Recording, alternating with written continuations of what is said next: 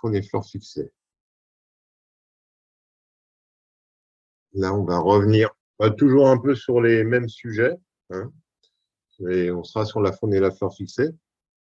Donc, pour réaliser les photos rapprochées, proxy, macro, le cadrage également. Là, on a déjà vu, bon, cette image, on l'a déjà vue, je ne vais pas revenir dessus. Il y aura un autre cours, hein, sur la balance des blancs. Mais sur les APN, vous avez des pré-réglages de la balance des blancs. Donc, vous avez une possibilité, quand vous allez dans le menu, vous allez trouver ce genre d'affichage et qui va vous faire un réglage automatique. Après, nous, sous l'eau, on n'a pas les mêmes conditions qu'en terrestre. Donc, ça ne va pas être forcément la bonne solution de se mettre en automatique. Nous, on travaillera en général en photo sous-marine avec un réglage moyen qui passe un peu partout, c'est le réglage nuageux. Donc, le réglage nuageux, au début, vous réglez votre balance des blancs. Donc, vous allez trouver sur ce schéma dans le mode scène, hein, par exemple. Vous mettez le mode scène et vous allez trouver ce schéma. Et vous réglez sur nuageux. Ça va très bien, pratiquement dans toutes les conditions, hein. Après, vous avez des réglages flash, hein. Donc, le flash, il donne une certaine couleur à vos photos. Donc, c'est intéressant de régler le flash. Mais, comme vous pouvez remarquer, le flash, la température de la lumière, ça s'exprime en degrés Kelvin. Donc, ça va de plus ou moins 2000 degrés jusqu'à 10 000 degrés. Nous, on travaille à peu près dans les zones entre 5 et 6 000. Vous pouvez remarquer que le réglage nuageux ou le réglage flash, c'est toujours à peu près 6 000 degrés Kelvin. Donc, c'est à peu près toujours le même ton de votre image, c'est-à-dire une couleur, la couleur que vous allez trouver sur vos plongées, sur vos photos. Donc, que vous soyez sur nuageux, c'est pas gênant si vous faites du flash, parce que c'est à peu près les mêmes valeurs. Après, il y a d'autres modes, un mode ombre, là, si vous êtes vraiment dans l'ombre. Mais en général, on ne travaille pas trop avec ces modes-là. On travaille surtout sur le mode nuageux. Après, en évoluant, vous pourrez faire des photos, vous avez des réglages personnalisés. Donc là, c'est vous qui rentrerez là-dedans quand vous aurez atteint un certain degré d'expérience dans la photo. Parce que là, c'est un peu plus compliqué. C'est pas l'intérêt du cours aujourd'hui. On verra ça plus tard. Réglage de la peine, le mode macro, c'est à quelques centimètres du sujet. Alors ça, vous pouvez l'essayer quand vous êtes chez vous. Vous montez votre appareil, vous mettez un petit sujet en porcelaine ou autre, sur une table, et vous vous mettez en mode macro. Ou si c'est un macro automatique, votre appareil se mettra en mode automatique, macro, en vous rapprochant. Vous vous rapprochez du sujet, et à un moment donné, la mise au point ne va plus se faire. Votre autofocus, il va caler. Donc, ça sera la distance minimale de réglage de votre autofocus avant que celui-ci ne cale. Donc, vous vous rapprochez, vous arrivez à 15 cm ou à 18 cm, suivant les appareils, ou 20 cm. Et là, clash, il n'y a plus de mise au point. L'autofocus, il ne fait plus son rôle. Donc là, vous reculez un petit peu, puis vous cherchez l'endroit où l'autofocus fait toujours son travail. Donc ça sera votre mise au point minimale en distance par rapport au sujet. Après, ça sera de l'estimation. Et vous saurez que quand vous serez dans l'eau, quand vous verrez une flaveline, en vous rapprochant, il y aura des limites. Si vous vous approchez de trop, l'autofocus, il va bugger. Hein. Donc, vous n'aurez pas une photo nette. Il y a une limite dans tout. Sur le réglage également en proxy, si vous avez votre réglage d'APN, s'il n'est pas en mode macro, il aura une limite aussi. Alors, il y en a où ça va être 12 cm, il y en a où ça sera 20 cm. Et suivant votre ouverture de diaphragme, ça change. Donc, plus vous serez ouvert, plus la distance sera augmentée. Donc, ça, c'est à vous de le tester chez vous avec votre appareil. Vous faites des tests, vous entraînez avec un sujet, vous photographiez, vous vous rapprochez au plus près, vous reculez, vous prenez un réglet, vous regardez la distance. Et en faisant ça, vous saurez à quelle distance approximative vous pouvez aller et faire des photos nettes. Voilà. Vous avez des questions là-dessus ou pas? Bon, c'est des exercices à faire là chez vous qui peuvent être intéressants. Laurent, Oui. j'ai une question sur le sujet d'avant, là, sur la balance des blancs. Oui. Tu disais que, voilà, plus ou moins préconisé de se mettre sur du nuageux. Oui. Sur le TG6, tu as un Poisson. mode prise de vue poisson, ouais, voilà, c'est ça. Oui. Est-ce Oui. que ça convient ou pas? Non, c'est pas très indiqué. Parce que, Non? en fait, c'est vrai que j'ai oublié de vous en parler, puis je l'avais pas sur mon schéma. Le mode poisson, ça ramène du rouge. Ouais. Principalement les couleurs chaudes qui disparaissent. Il faut s'en servir, mais Tu nous avais dit au dernier cours qu'il fallait s'en servir pas loin de la surface, en fait. voilà. Non, enfin pas loin.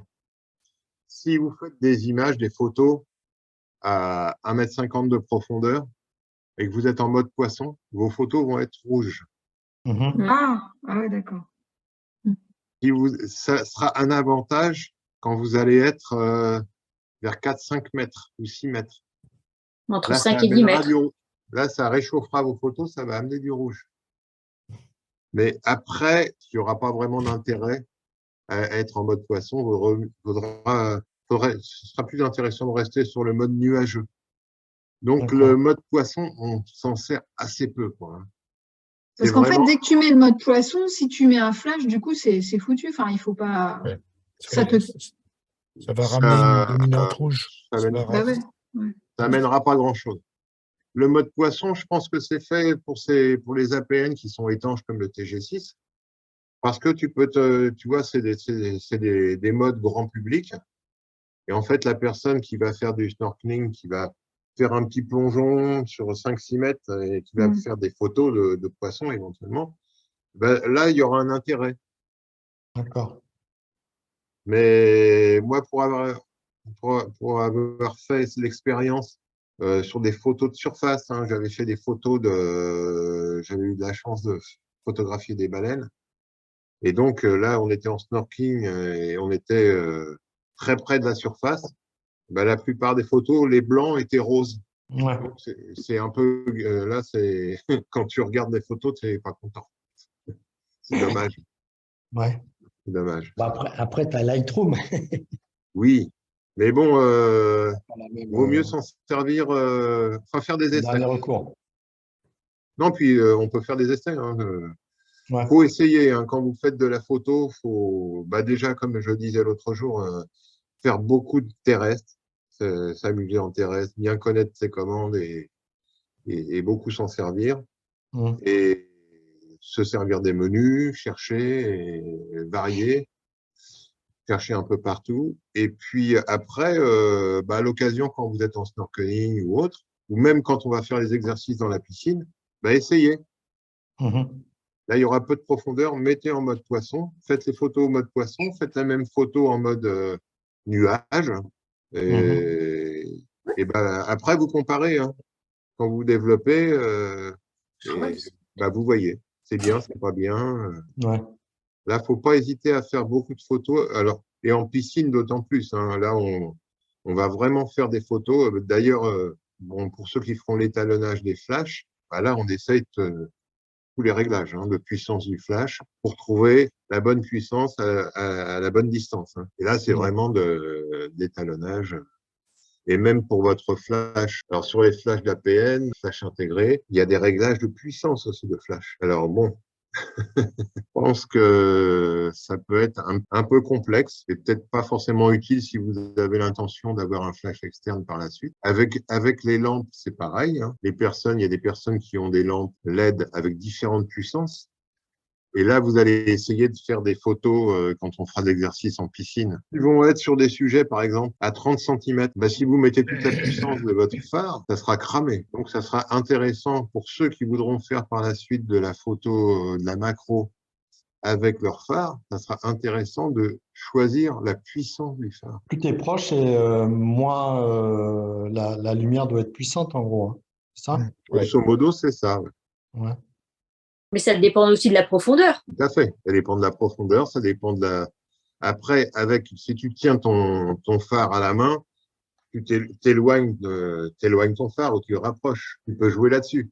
Mais là, c'est vraiment de la prise en main parce que si tu prends un sujet à 30 cm avec ton phare en pleine puissance, il faudra que tu aies ton phare bras tendu au bout de ton bras pour éclairer le sujet pour pas que ça soit cramé. Il faut un assistant, je pense. C'est l'assistant qui a fait peur aux poissons. Voilà.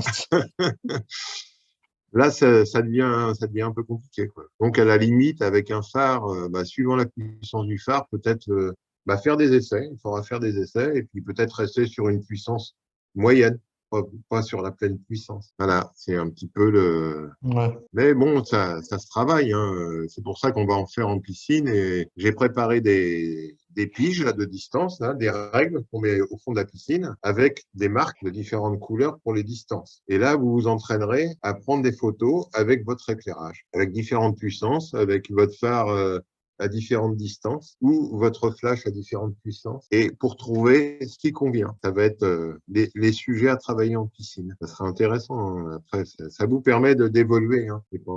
C'est moi pour notre cerveau ou… Après, on fournit le Doliprane à la sortie. Parce que pour la balance des blancs, si on descend un objet blanc et qu'on essaye de faire une balance des blancs au fond, ça ne marcherait pas. Faut qu'il y ait un peu de relief, faut qu'il y ait des petits sujets colorés quand même, avec un peu de coloration. Mais tu veux dire descendre un objet blanc pour faire une référence? Oui. Alors oui, tu peux toujours. Ça marche aussi. Ouais, mais tu ça, peux toujours, encore, et comme ça, en faisant varier la balance des blancs, tu vas voir comment ça donne une dominante ou bleue ou rouge. Ça, tu peux le faire même chez toi, ça. Oui. Simplement, tu vois, tu as un mur blanc, tu as une ardoise blanche, une feuille blanche, avec un bon éclairage, un éclairage du jour ou un bon éclairage. Avec ton appareil, tu te mets en fonction prise de vue et tu changes tes réglages, justement. Ces pré-réglages, là, hein. Ombre, nuageux, tungstène, etc. Et tu vas voir, sur ton écran LCD, les couleurs changent. Et là, tu vas essayer de trouver ton blanc. Alors, si tu te mets en automatique, c'est l'appareil qui va travailler. Si tu vas sur les symboles, tu auras le blanc qui sera devant toi.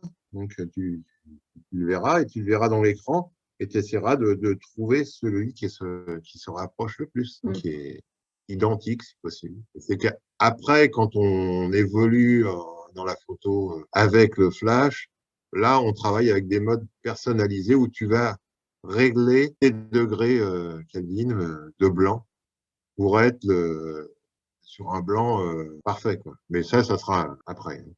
Faut pas se faire mal tout de suite parce que là, c'est déjà même pas mal de paramètres à comprendre. Hein. OK. Donc, vous pouvez emmener des petits objets lourds qui tiendront au fond de la piscine pour faire vos exercices. Nous, on aura quelques objets qui seront en suspension et puis pour s'exercer à la macro aussi. Là, vous pourrez faire de la macro, de la proxy, régler votre lumière, essayer tous ces modes-là dans l'eau. Vous verrez le changement de couleur. La piscine, le fond est bleu ciel, hein, bleu clair. C'est pareil. Il va changer de couleur suivant vos réglages. D'accord. OK. Merci.